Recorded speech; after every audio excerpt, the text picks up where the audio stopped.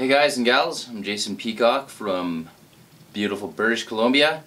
I'm here to do a rapid fire review. That's where I'm going to talk about 4 games that I've been playing lately. The first game is called Islebound by Ryan Lockett from Red Raven Games. I was super excited about this because of how much I liked Above and Below. Islebound is a pirate-themed high seas adventure Euro game. It's really essentially a worker placement game, but instead of just dropping your workers anywhere you want, you're moving your ship to the action spaces you want. And you can do one of a few different things. When you come to a location, you can pay whatever the cost is to do the action at that location. You can try and attack it by spending pirates and sea monsters that you've acquired. You can try and use diplomacy to take over the island by spending influence, or you can just hunt for treasure, which just lets you take whatever treasure is built up on the main board there, which other players have to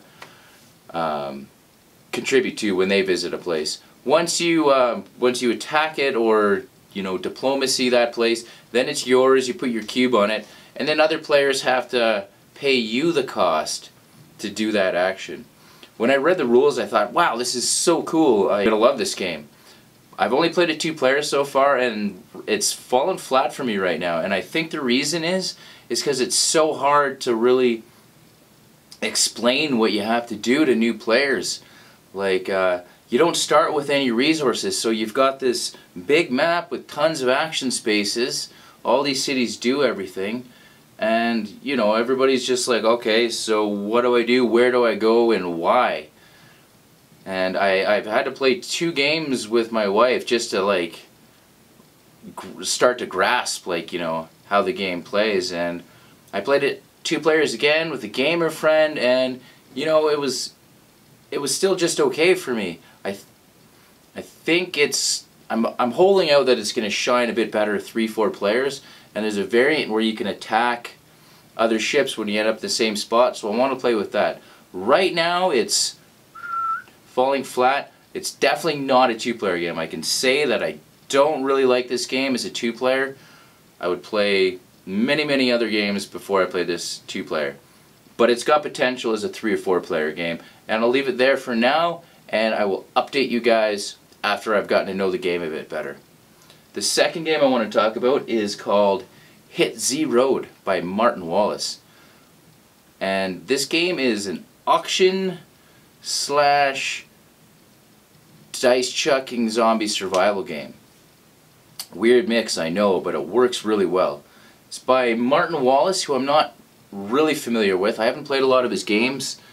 He's known for his heavier war games, but he seems to be delving into the light to midweight games this year. The other one, Via Nebula, looks appealing. I want to try that one.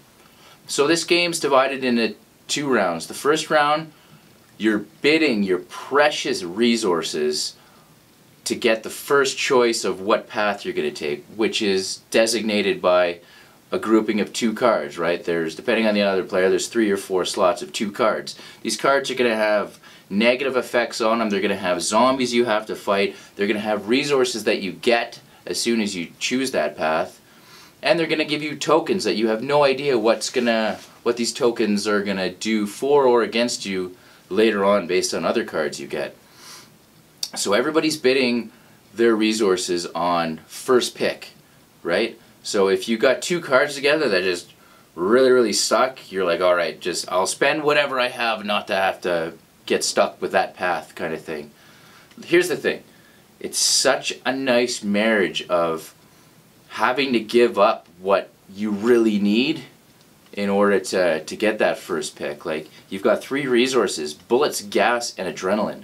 Adrenaline can save you from a zombie bite if you've got adrenaline to spend. Your guy's dead unless you spend an adrenaline. Gas can let you run away from a fight if things aren't going your way. And bullets can let you get first strike. Spending some ammo lets you roll 2 dice per ammo you spend to attack the zombies before you get into melee combat. Of course, the game can hammer you with bad luck on the dice rolls, but for this game it doesn't matter to me because it's so much fun. When the deck of cards runs out is the end of the game. Everybody made it to LA, and whoever has the most points wins. I still have yet to get through the whole deck. Getting to LA seems impossible. But what this game gets across really well is that insurmountable feeling of dread that one would get if they were actually traveling across the country in a zombie apocalypse. The resources are precious. You got to spend them to get, to take these paths you want. If you don't spend them, then you've got more, resources to, fight the horde and other bad things that might happen. It's just a really fun game. I can't wait to play it more. It was a huge hit with the game group, and the presentation of the game itself is really nice. Like, all the resources are on these bottle caps, and you just got to check the game out. It's like the whole box is like a fake old game that they just drew the Z over the and with marker, and it's very charming anyways. So Hitsy Road, thumbs up, really cool game.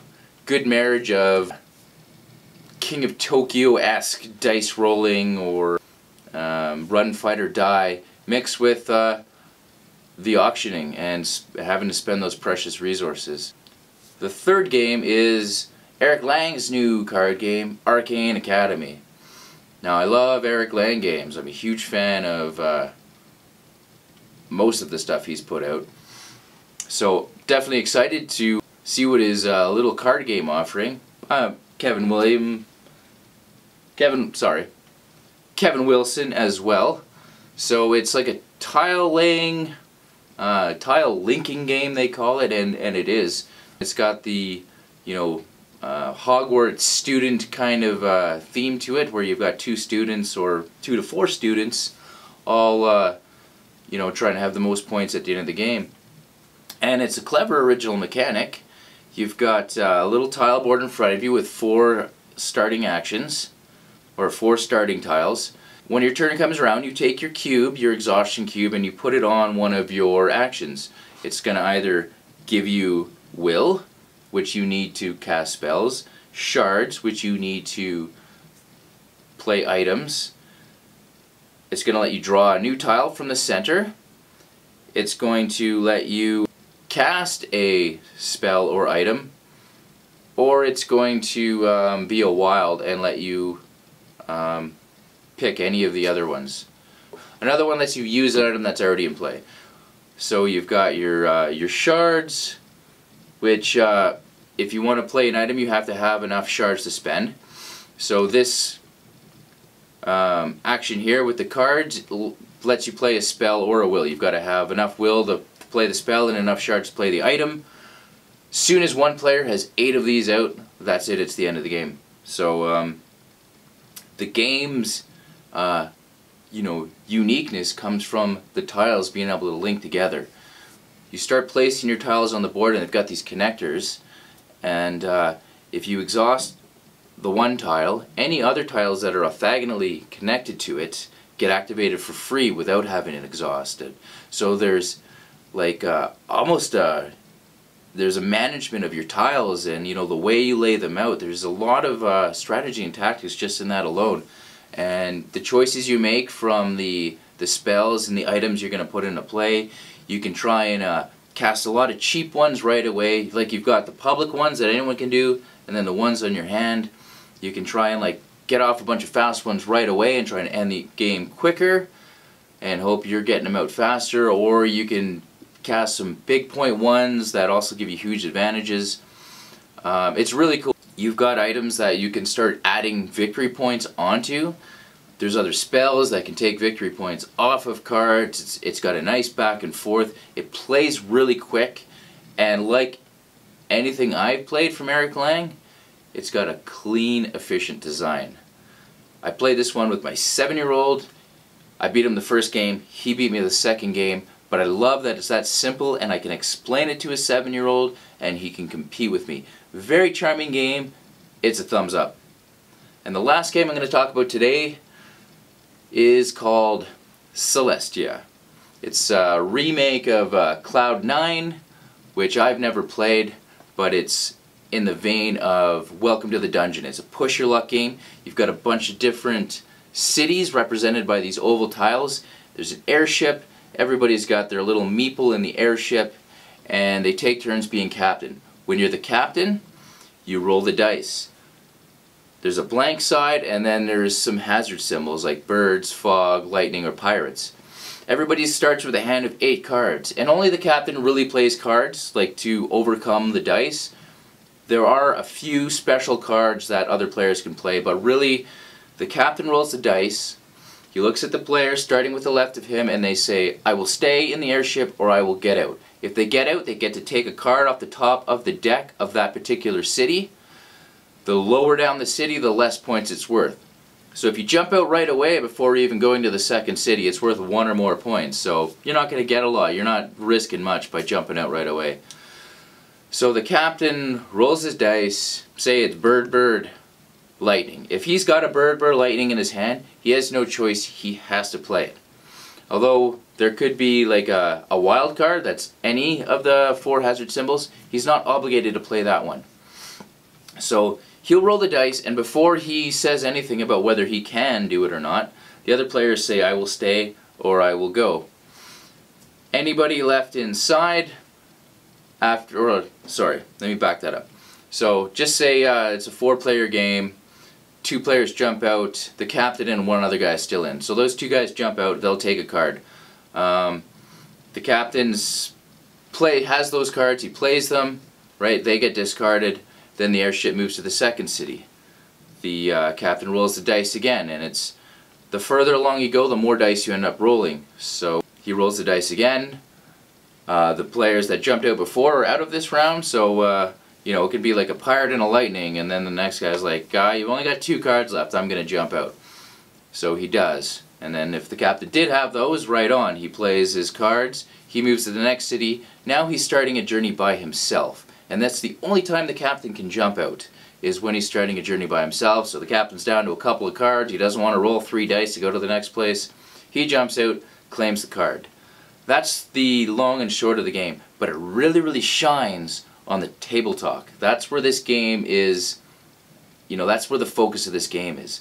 You know, it's got that Sheriff of Nottingham feeling, where you look your friends in the eye and you're like, I got this for sure.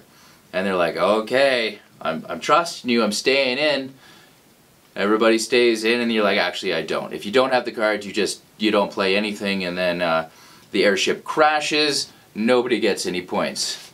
Unless you have one of the 2 jetpacks in the deck, then you can play that and land safely. It's a really charming little push your luck game, and I love it. I've played it half a dozen times already, and almost every group I've played with, they just wanted to play again right after. So, yeah, that's a big time win. So that's it. That's my 4 games. Thanks for watching, everyone. Please leave your comments, positive and negative, down below. I appreciate it. Have a good one, guys.